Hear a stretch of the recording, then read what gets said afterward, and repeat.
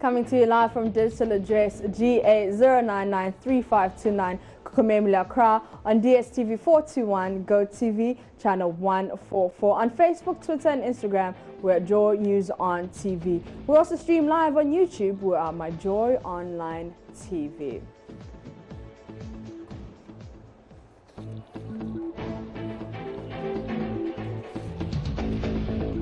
I'm Apita Sibidi and this is JoyNews Interactive, your most interactive show on television right now. Let's start with government, which continues to come under criticism by players in the media industry for its decision to hand over an expansion of Ghana's digital migration platform to Chinese TV operator Star Times. Now, the Ghana Independent Broadcasters Association had first raised concerns with the move, saying that going ahead with the deal will be a sharp departure from the digital migration agenda and boost the Chinese government's drive to take control of the broadcast space in strategic African countries. Now, Deputy Communications Minister George Anda told my colleague Kojo Youngson, Ghanaians must be prepared to accept Star Times if government is to access a Chinese exim loan as part of the framework agreement. KNET have, I'll say, 95% delivered on the scope of their contract in terms of building the DTT infrastructure, and they've done an amazing work. However, there are certain limitations with the existing infrastructure. Like, for example, there are only 40 channels that can be transmitted on the existing infrastructure. The NCA has loads of applications for from broadcasters that want to apply. There are no regional stations that are available. There's no redundancy that is available. There's a need for additional multiplexes to be put on the system. There's a need for the headquarters of the Central Digital Transmission Company to be built. There's a need for technical enhancements to be done on the network. There's a need for renewable solar energy, okay, for the network operating center to be put in place. Okay, so there are significant things that need to be done to enhance the network, and those are the discussions that are ongoing. If we receive the right approvals, of course, through cabinet, through parliament, to be able to access the facility, and then we'll be able to do some of these things. So it is actually totally misplaced for Giba to be suggesting that Star Times are going to be managing the national digital television infrastructure. It is a fact of matter that Giba is aware that in the draft DTT policy, for which they provided input, okay, the composition of the Central Digital Transmission Company's board is there, and given the National Media Commission, NCA, I mean, all these stakeholders are represented on the board. So as to how they can forget about these things that they themselves have helped us put together and start to get into a panic situation that we are handing over the national digital television infrastructure to Star Times, for me, it's a bit of a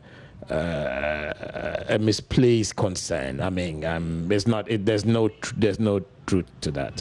Okay, so the obvious question would be, if KNET has built what we have so far and we need more, why not ask KNET to do whatever else we need? Well, I did say that what we are looking at is subject to going through the right approvals, and it is subject to us having access to the Exim Bank facility. And I'm sure that you are very much aware that if we access the Exim Bank facility, whoever it is that is going to execute it is tied to the facility. So there's nothing, as far as the main contractor is concerned, there's nothing that government of Ghana or the ministry can do. Insofar as we go through the right process, we go through the right procurement process, it delivers value for money and something that is good for Ghana.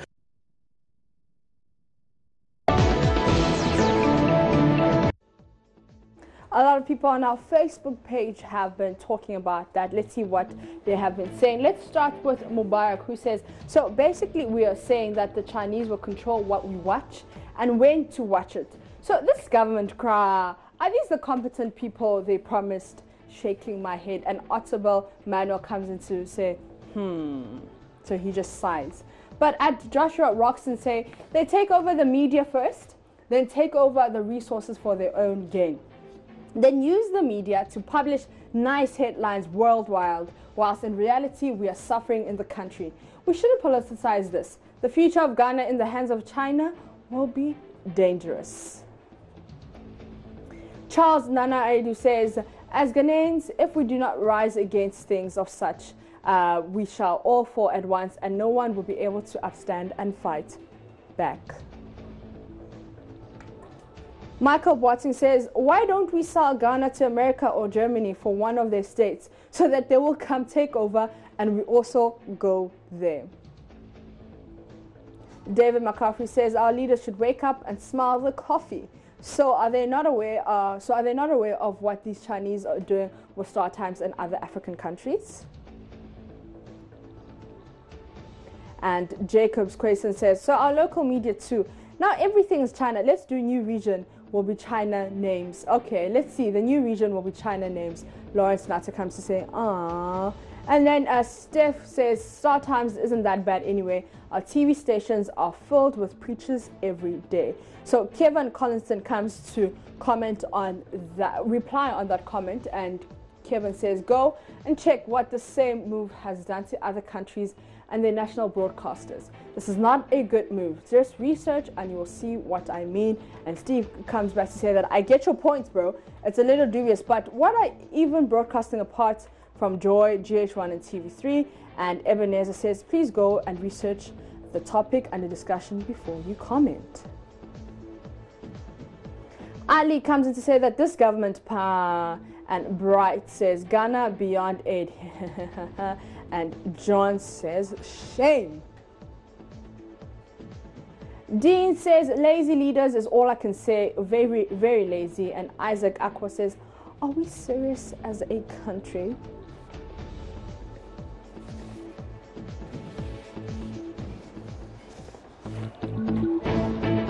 The Supreme Court is set to hear an injunction application that seeks to compel the Electoral Commission to halt all processes. It has begun to create 6 new regions. Now, 3 applicants have filed for the injunction after the EC proceeded to begin limited registration exercises in the affected areas, despite being served with the original suits challenging the processes. People have been speaking about this on our Facebook page. Let's see what they have been saying. We are Joy News on TV on Facebook, Twitter, and Instagram. Okay, we'll try to get those comments very soon. Joy News on TV, Facebook, Twitter, and Instagram. On that note, we're going to take a quick breather. We'll come back with more.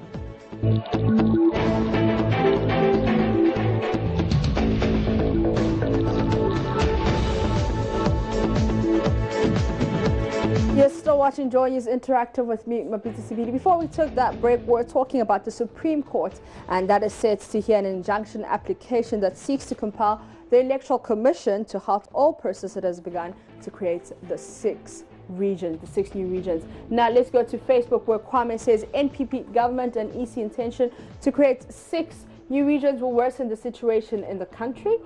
Even the recent created districts are suffering due to lack of infrastructures.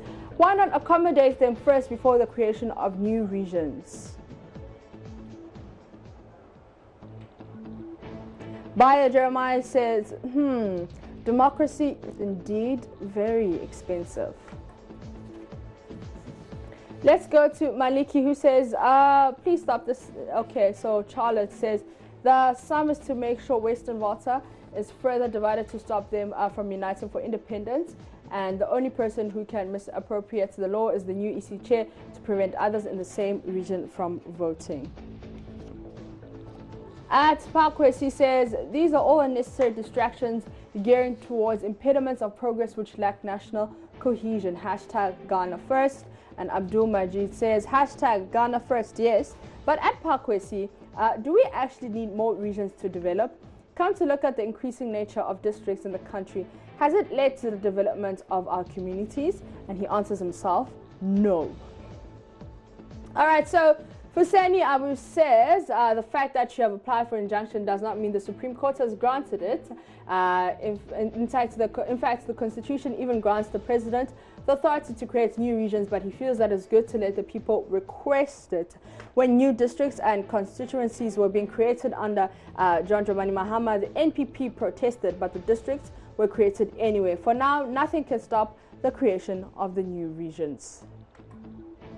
At Adams Lampard says, Ashanti is still bigger and congested than Volta. They can still divide it if they want more regions.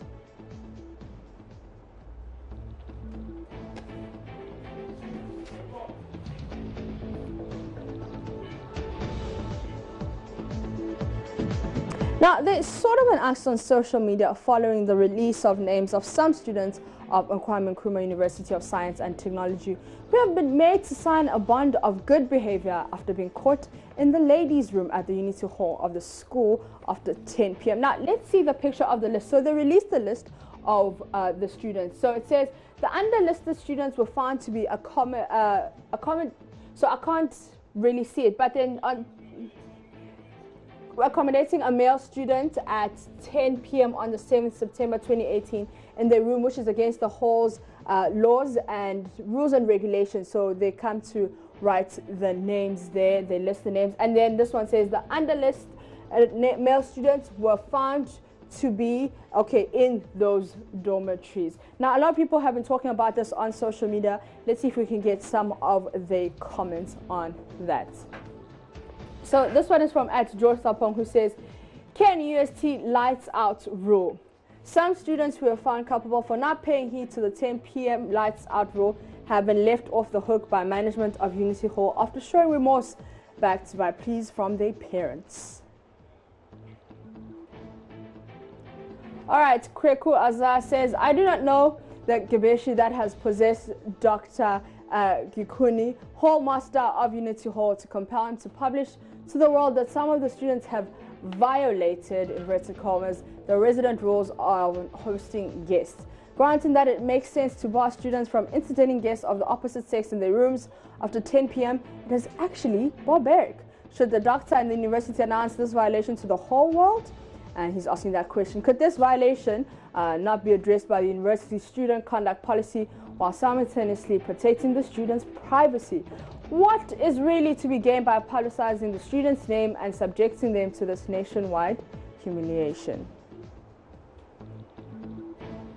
Let's go to Nkunu, who says students must resist this all.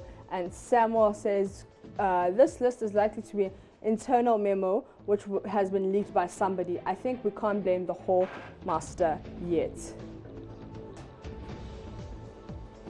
So I'm going to take this one from Quince Vincent, who says, "Sometimes you don't understand Ghanaians in authority. University is an adult institution where people develop themselves and shape their future, including how to deal with the opposite sex. University students having sex or sleeping over is normal. They are of that age, and yet they have rules in Ghana that a male university student cannot be found at females' halls at certain times of the night. What a primitive approach to education, which encompasses socialization and individual moral development. University is where students have the best of fun. Some try smoking, having plenty sex, get their ideologies challenged, and discover themselves. You cannot take this out of a meaningful university education."